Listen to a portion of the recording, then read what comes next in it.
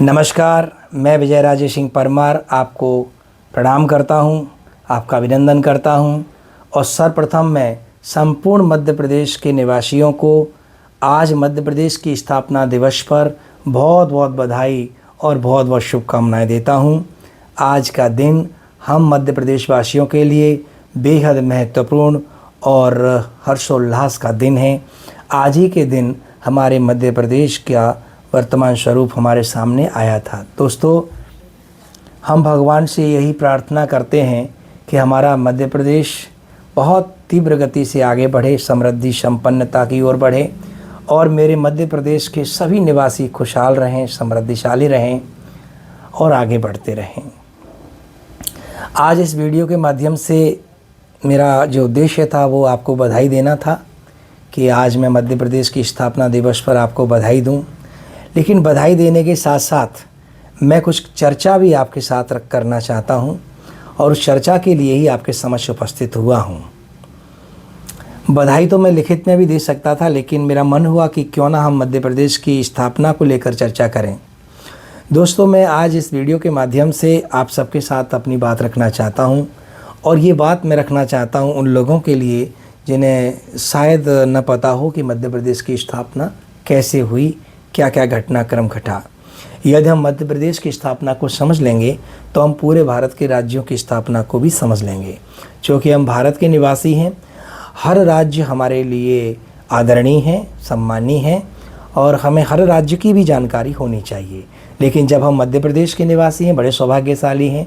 भारत का हृदय प्रदेश है मध्य प्रदेश और उसके हम निवासी हैं और मैं अपने आप को बड़ा सौभाग्यशाली मानता हूँ कि उस मध्य प्रदेश में भी मैं एक बहुत ही कहना चाहिए कि तपोभूमि है मुरैना जिला, जिसका मैं निवासी हूं, जहां मुझे जन्म मिला है। तो मैं पुनः आपको एक बार बधाई देते हुए अपनी बात को आगे रखता हूं। दोस्तों, 15 अगस्त 1947 को भारत देश आज़ाद हुआ, ये हम सब जानते हैं। इस आज़ादी के साथ साथ हमारे देश के साथ में एक घटना और हुई, देश का विभाजन। ये विभाजन की जो विभीषिका थी उसमें पूरा देश जल रहा था। तो एक तरफ हमारे अंदर कष्ट था, दुख था अपने देश के बट जाने का और दूसरी तरफ एक खुशी थी कि जिस सत्ता के खिलाफ हमारे शहीदों ने अपने प्राण त्याग दिए वो सत्ता आज हमको मिली, वो आज़ादी हमको आज मिली। दोस्तों, मैं उन शहीदों को हमेशा याद करता हूं, आपको भी करना चाहिए। मैं सबसे पहले उन शहीदों को नमन करता हूं जिन्होंने इस देश की आज़ादी के लिए अपना सर्वस्व न्यौछावर कर दिया। कुछ इतिहास में दर्ज हुए, कुछ इतिहास में दर्ज नहीं हो पाए। ऐसे अनगिनत योद्धाओं को मेरा प्रणाम। दोस्तों, जब हमारा देश आज़ाद हुआ और इस देश से एक नया देश बन गया पाकिस्तान, तो उस समय देश के सामने एक बड़ी चुनौती आप खड़ी हुई कि भाई देश का एकीकरण कैसे किया जाए। जहां देश के अंदर 565 रियासतें थीं और ब्रिटिश प्रांत हुआ करते थे और देश सांप्रदायिकता की आग में जल रहा था। ऐसे दौर में देश को आज़ादी मिली, संविधान अभी बनकर तैयार नहीं हुआ था। देश का बंटवारा हुआ, सांप्रदायिक दंगे हो रहे थे, लोग मारे जा रहे थे, चारों तरफ खूनी माहौल था। ऐसे माहौल में हमारा देश आज़ाद हुआ। दोस्तों, आप बताइए क्या खुशी थी और क्या गम था। विचित्र स्थिति रही होगी उस समय, लेकिन जो भी था इतिहास का घटनाक्रम है और उसका सामना हमारे देश के लीडरों ने, हमारे देश के लोगों ने बड़े साहस तरीके से सामना किया। तो मैं कहानी यहीं से शुरू करता हूं कि आज़ादी के बाद क्या हुआ, कैसे राज्य बने और कैसे हमारा मध्य प्रदेश आज का मध्य प्रदेश बन पाया। दोस्तों, जैसे 1947 में हमको आज़ादी मिली 15 अगस्त को, 14 अगस्त को बंटवारा हो गया, पाकिस्तान अलग हो गया, पूर्वी पाकिस्तान और पश्चिमी पाकिस्तान बन गया। पूर्वी पाकिस्तान वो पाकिस्तान है जो आज बांग्लादेश बना हुआ है। वो पहले पूर्वी पाकिस्तान था जो हमारे पश्चिम बंगाल और आसाम वाला एरिया काट कर बनाया गया था। और जो पश्चिमी पाकिस्तान है, जो आज पाकिस्तान जिसे हम जानते हैं हमारा पड़ोसी है, वो जो हमारे जम्मू कश्मीर का, पंजाब का, राजस्थान का जो पश्चिमी हिस्सा है, गुजरात का जो पूर्वी पश्चिमी हिस्सा है, उसको काट कर धर्म के आधार पर इस देश का विभाजन हुआ। खैर, विभाजन होना ही था, परिस्थिति बस विभाजन हुआ। विभाजन के समय कुछ रियासतें पाकिस्तान में विलय कर गईं और बहुत सारी रियासतें भारत में आने के लिए तैयार थीं। दोस्तों, ये विलय कैसे हुआ? वो माउंटबेटन प्लान से हुआ। माउंटबेटन प्लान आया था आज़ादी के समय। उस प्लान में ये कहा गया था कि जो रियासतें भारत में शामिल होना चाहती हैं वो भारत में शामिल हो सकती हैं, और जो रियासतें पाकिस्तान में शामिल होना चाहती हैं वो पाकिस्तान जा सकती हैं। और तीसरा विकल्प खुला था रियासतों के पास, यदि कोई रियासत स्वतंत्र अपना अस्तित्व बनाए रखना चाहती है तो वो ऐसा करने के लिए स्वतंत्र है। तो ये और क्रिटिकल कंडीशन हो गई। कहीं ना कहीं लॉर्ड माउंटबेटन ने हमें एक असमंजस की स्थिति में लाके खड़ा कर दिया। लेकिन माउंटबेटन को ये नहीं पता था कि ये भारत के लोग हैं, किसी भी समस्या से घबराते नहीं हैं। हमारे पास लौह पुरुष सरदार वल्लभ भाई पटेल था। दोस्तों, देश के एकीकरण का दायित्व सरदार वल्लभ भाई पटेल को दिया गया। आप सोचिए, पूरे हिंदुस्तान की लीडर से विचार कर रही है कि इस काम को कौन कर सकता है, जिसमें सब हैं। BN राव भी हैं, अम्बेडकर साहब भी हैं, पंडित जवाहरलाल नेहरू भी हैं, डॉक्टर राजेंद्र प्रसाद भी हैं, जॉन मथाई साहब हैं, सब लीडर हैं, पूरी संविधान सभा के लीडर हैं। कौन कर सकता है? सबकी नज़र में एक ही नाम आया, सरदार वल्लभ भाई पटेल। तो सरदार वल्लभ भाई पटेल पर जो विश्वास जताया उस समय की लीडरशिप ने, निश्चित रूप से देश का भी विश्वास सरदार के ऊपर था। सरदार वल्लभ भाई पटेल ने इस जिम्मेदारी को बखूबी निभाया और 565 रियासतों में से 552 रियासतों ने भारत में विलय किया। बहुत बड़ी उपलब्धि है।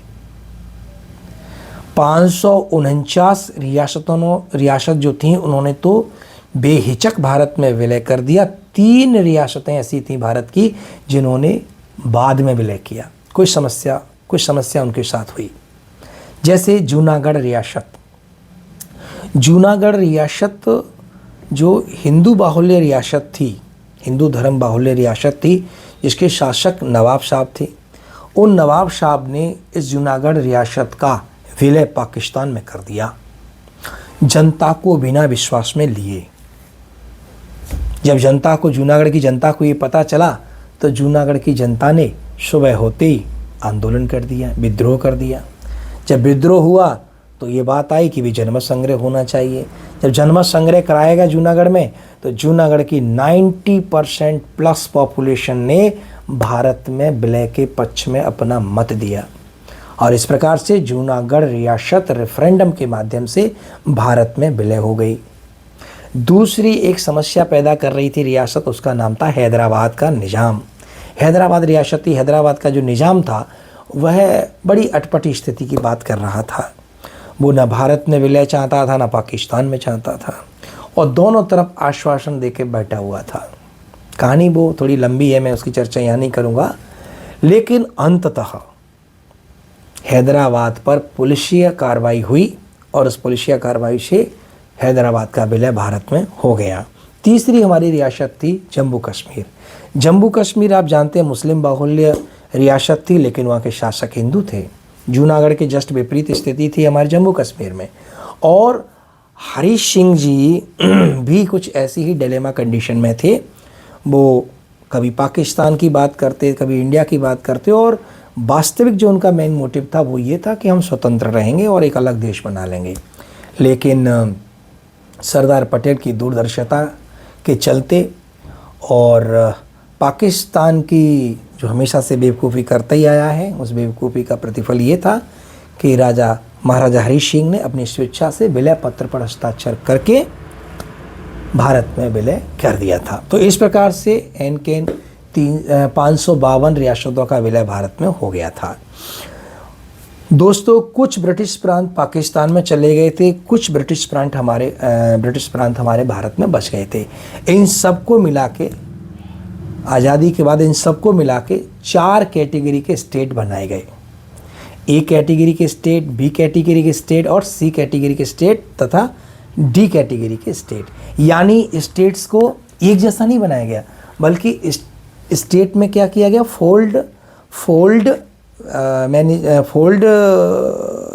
फोल्ड सिचुएशन बनाई गई, यानी स्तरीय संरचना बनाई गई, फोल्ड सेटलमेंट जिसको हम कहते हैं, यानी श्रेणीबद्ध कर दिया गया स्टेट्स को। 4 श्रेणी के स्टेट बना दिए गए, ए श्रेणी के स्टेट, बी श्रेणी के स्टेट, सी श्रेणी के स्टेट और डी श्रेणी के स्टेट। ठीक, मैं आपको मोटी मोटी जानकारी दे रहा हूँ और मैं मध्य प्रदेश की तरफ आगे बढ़ रहा हूँ इस साइड से निकल के। ए श्रेणी के जो राज्य बने, देखना, सारे ब्रिटिश प्रांत और रियासतों को मिला के पूरे भारत का एकीकरण करके 29 राज्य बनाए गए। 29 स्टेट्स 1947 में बनाए गए और उन 29 राज्यों को 4 कैटेगरी में बांट दिया गया। ए कैटेगरी के स्टेट, बी कैटेगरी के स्टेट, सी कैटेगरी के स्टेट और डी कैटेगरी के स्टेट। ए कैटेगरी के स्टेट बनाए गए, उसमें 9 स्टेट रखे गए। बी कैटेगरी के स्टेट्स बनाए गए, उसमें 9 स्टेट्स रखे गए। सी कैटेगरी के स्टेट्स बनाए गए, उसमें 10 स्टेट्स रखे गए और डी कैटेगरी का सिर्फ एक यूटी बनाया गया जिसका नाम था अंडमान निकोबार द्वीप समूह। ठीक है, मैं सिर्फ इतना कहना चाहता हूं कि ये जो 4 कैटेगरी के स्टेट थे, वहाँ हमारा मध्य प्रदेश किस में था? क्या हमारा मध्य प्रदेश ए कैटेगरी के स्टेट में था, या हमारा मध्य प्रदेश बी कैटेगरी की स्टेट में था, या फिर मध्य प्रदेश सी कैटेगरी की स्टेट में था, या डी में? दोस्तों, इसका जवाब एक नहीं हो सकता, क्योंकि वर्तमान जो मध्य प्रदेश आप देख रहे हैं वो डी कैटेगरी को छोड़ के बाकी तीनों कैटेगरियों में थोड़ा थोड़ा था। थोड़ा सा ए कैटेगरी में था, कुछ ऐसा उसका बी कैटेगरी श्रेणी के स्टेट के रूप में था और कुछ ऐसा उसका हिस्सा उसका सी कैटेगरी के स्टेट के रूप में था। और इस प्रकार से हमारा मध्य प्रदेश आज जैसा मध्य प्रदेश नहीं था। चलिए, अब हम चर्चा कहते हैं कि कैसा था मध्य प्रदेश का स्वरूप। आपने सुना होगा कि मध्य प्रदेश की राजधानी ग्वालियर भी रही। बिल्कुल ठीक सुना, इसी समय रही। 1947-48 की बात हो रही है और 1956 तक की बात हो रही है। तो 1947 से 1956 के बीच मध्य प्रदेश का जो स्वरूप रहा है वो आपके साथ में डिस्कस कर रहा हूँ। इसकी जानकारी हम सबको होनी चाहिए। आपने सुन रखा होगा कि मध्य प्रदेश की राजधानी भोपाल से पहले कभी ग्वालियर थी। बिल्कुल थी।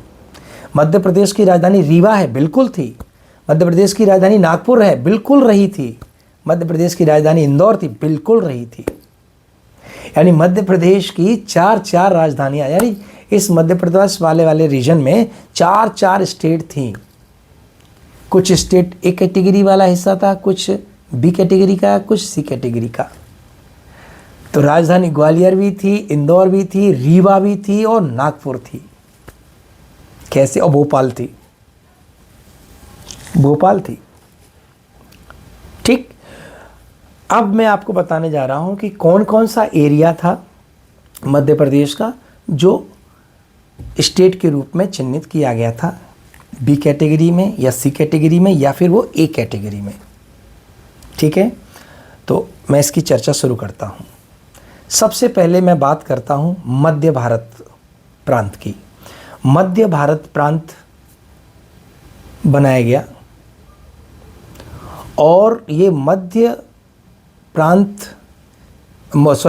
भारत जो प्रांत बनाया गया उसमें इंदौर वाला रीजन, ग्वालियर वाला पूरा रीजन और आपका मालवा जो रीजन था, इस पूरे मध्य प्रदेश के हिस्से को मिला के एक स्टेट बना था।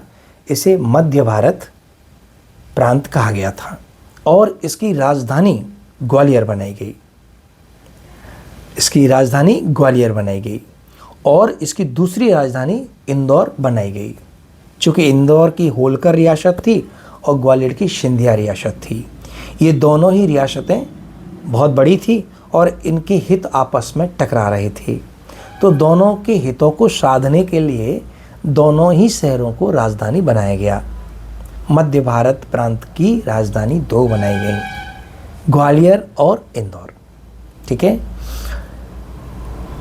अब आप इसमें जो जीवाजीराव सिंधिया जी थे, जो ग्वालियर रियासत के राजा जीवाजीराव सिंधिया जी थे, उनको मध्य भारत स्टेट का, मध्य भारत प्रांत का हमेशा के लिए राज्य प्रमुख बनाया गया, आजीवन राज्य प्रमुख बना दिया गया। इस बात को याद रखिएगा। दूसरा, 1952 में आम चुनाव हुए। ध्यान रखना, ये जो गठन है वो 1947 से चला आ रहा है। 1952 में जो आम चुनाव हुए, जिसमें पंडित जवाहरलाल नेहरू की सरकार बनी, वो प्रधानमंत्री बने, तो उस समय इन सारी स्टेट में जो 4 कैटेगरी के स्टेट हैं, उनमें जो आपकी विधानसभाएं हैं उनका गठन किया गया। तो मध्य भारत की विधानसभा का गठन भी किया गया और मध्य भारत की विधानसभा ग्वालियर के मोती महल में बनाई गई। क्लियर आ रहा है समझ में? मोती महल में मध्य भारत प्रांत की विधानसभा को गठित किया गया और इस स्टेट के प्रमुख बनाए गए थे जीवाजीराव सिंधिया जी। और इस स्टेट के जो मुख्यमंत्री बने वो लीलाधर जोशी जी थे। यानी जो मध्य भारत जो प्रांत था उसके पहले मुख्यमंत्री लीलाधर जोशी जी थे। राज्य प्रमुख जीवाजीराव सिंधिया जी थे। 75 सदस्यीय विधान सभा का गठन किया। इस विधानसभा का संचालन जो होता था वो आज ग्वालियर में मोती महल जो है ना, उसी में संचालित होता था। ठीक है। तो इस प्रकार से ये गठन हुआ 1952 में। क्यों 1952 में क्यों हुआ? क्योंकि 1952 में ही जनरल इलेक्शन इंडिया में हुए थे और वहाँ पर नई सरकार नेहरू जी की बनी थी। तो यहाँ तक बात क्लियर आ गई। यानी हमने एक प्रांत की बात की है, जो मध्य प्रदेश जो आज दिखाई दे रहा है ना, उसके रीजन में मध्य प्रदेश का ये एक स्वरूप था। ठीक है। जिसकी राजधानी क्या थी? ग्वालियर थी। और दूसरी राजधानी इसकी क्या बनाई गई थी? इंदौर भी बनाई गई थी। ठीक है। इसके राज्य प्रमुख कौन बनाए गए थे? जीवाजीराव सिंधिया बनाए गए थे। और इसके जो पहले मुख्यमंत्री बने थे वो लीलाधर जोशी जी बने थे। कितनी सदस्यीय विधानसभा थी? ये 75 सदस्यीय विधानसभा थी। और इसके बाद विधानसभा अध्यक्ष बनाए गए थे पटवर्धन जी, A.S. पटवर्धन जी पहले विधानसभा अध्यक्ष इसके बनाए गए थे। खैर इतनी जानकारी हमारे लिए सफिशिएंट है। ठीक, तो ये आपकी समझ में आ गया होगा। दूसरी हमारी स्टेट थी भोपाल। आपको पता है भोपाल एक रियासत हुआ करती थी और उसके नवाब भी थोड़ा बहुत आनाकानी तो कर ही रहे थे, लेकिन उन सबका सम्मान भारत सरकार ने किया था। आपको पता है प्रीवी पर्स दिया गया था। जितने भी रियासती राजा होते थे उनको प्रीवी पर्स। प्रीवी पर्स का मतलब ये था कि आप राजा नहीं रहेंगे, नवाब नहीं रहेंगे, आप लोकतंत्र में रहेंगे, लेकिन आपकी सुख सुविधाओं का ध्यान सरकार रखेगी। आप अपने हाथी घोड़ा सेना आप रखिए, आप अपना जो महल का रख रखाव है उसको बनाए रखिए, आप जो राज मुकुट पहनते हैं, तलवार बांधते हैं, वो सब आप रखिए, आपको सब खर्चा दिया जाएगा, जिसे प्रीवी पर्स कहा गया था। गवर्नमेंट हमेशा देती थी।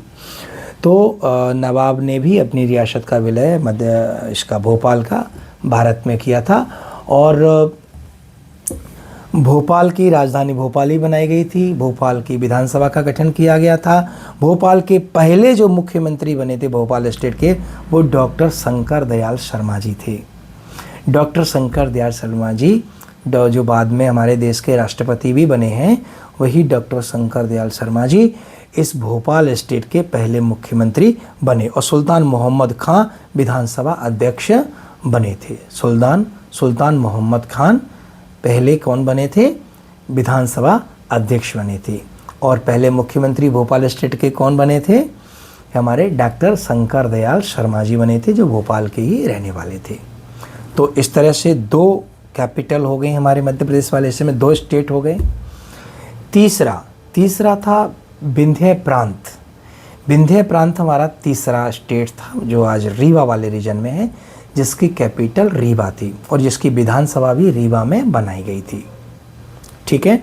और वहाँ के सीएम शंभुनाथ शुक्ल जी बने, शंभुनाथ शुक्ल जी बने, और राज्य प्रमुख महाराज मार्तंड बने, महाराज मार्तंड सिंह बने वहाँ के राज्य प्रमुख। चूँकि रीवा रियासत थी तो मार्तंड महाराज को वहाँ का राज्य प्रमुख बनाया गया, जैसे कि सिंधिया जी को राज्य प्रमुख बनाया गया था मध्य भारत स्टेट का, ऐसे ही मार्तंड सिंह को राज्य प्रमुख बनाया गया था।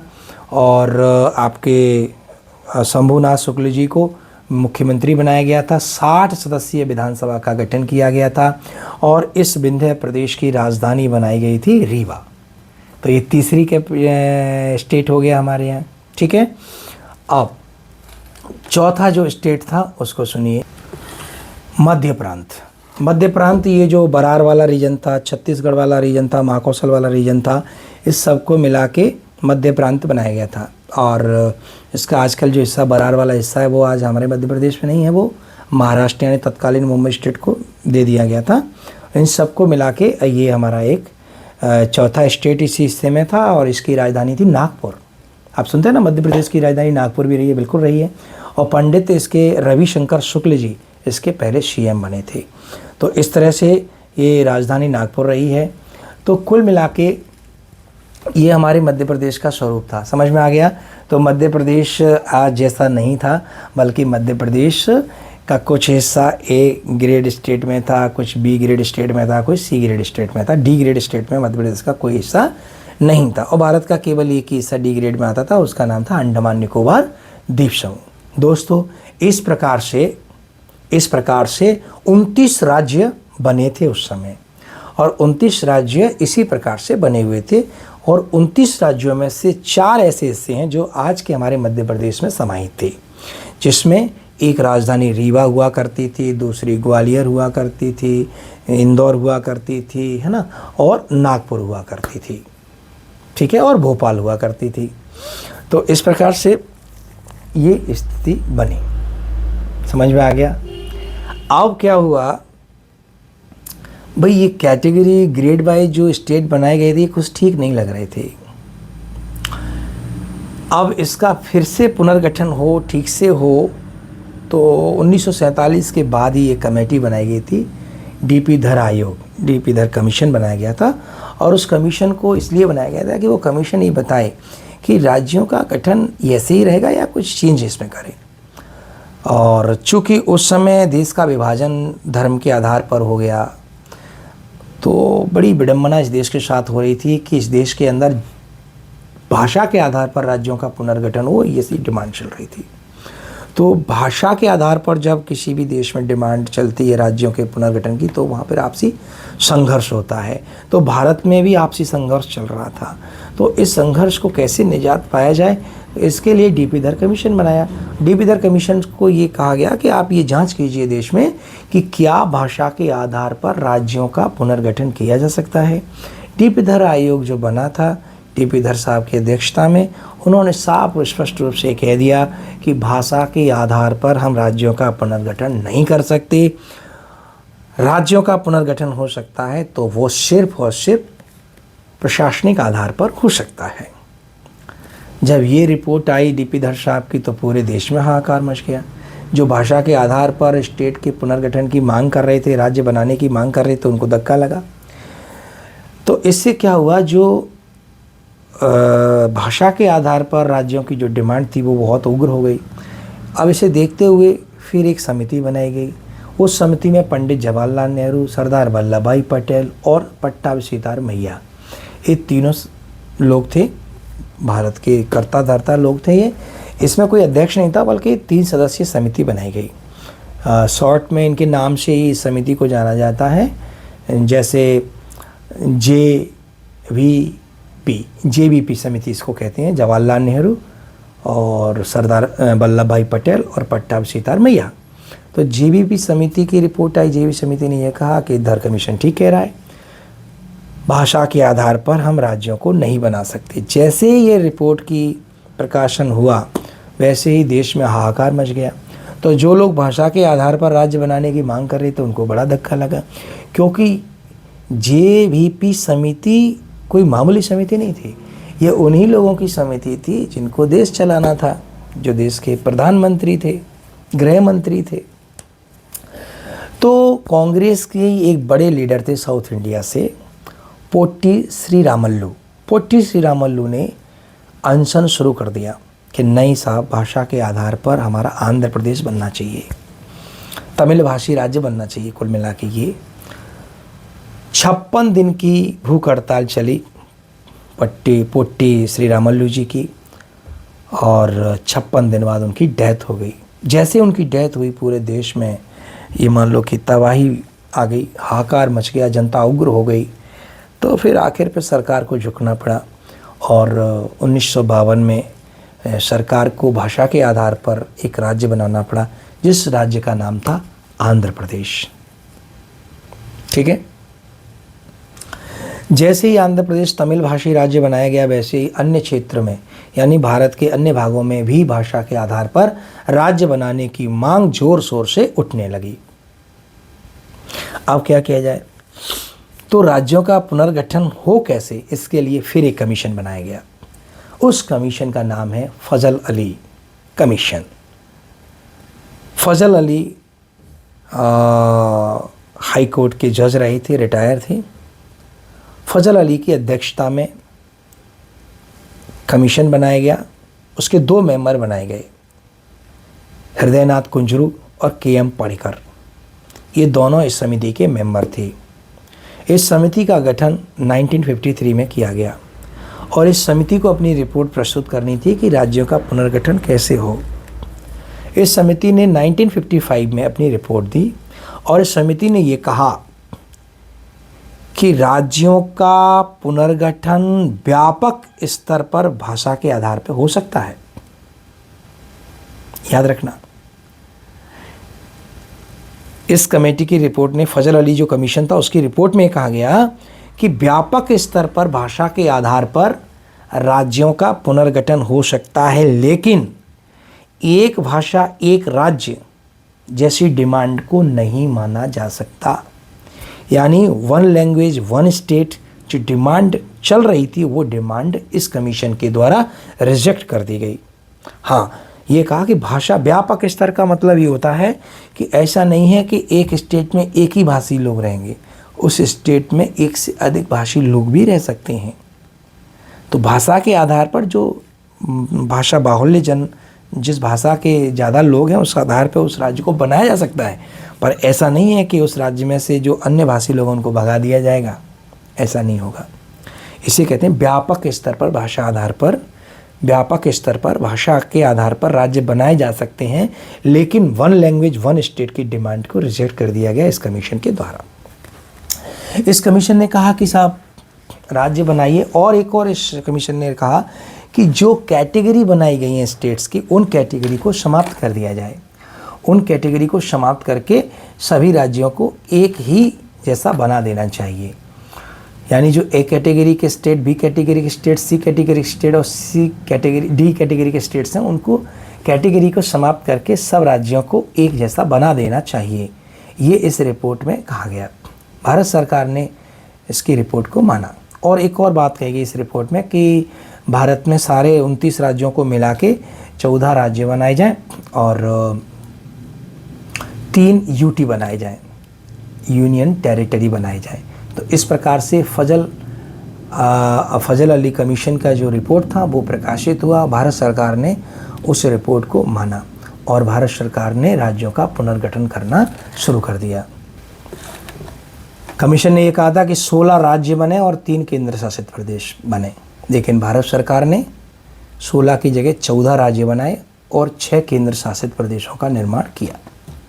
तो इस प्रकार से 1 नवंबर 1956 को इन 14 राज्यों में हमारा मध्य प्रदेश भी एक राज्य बना।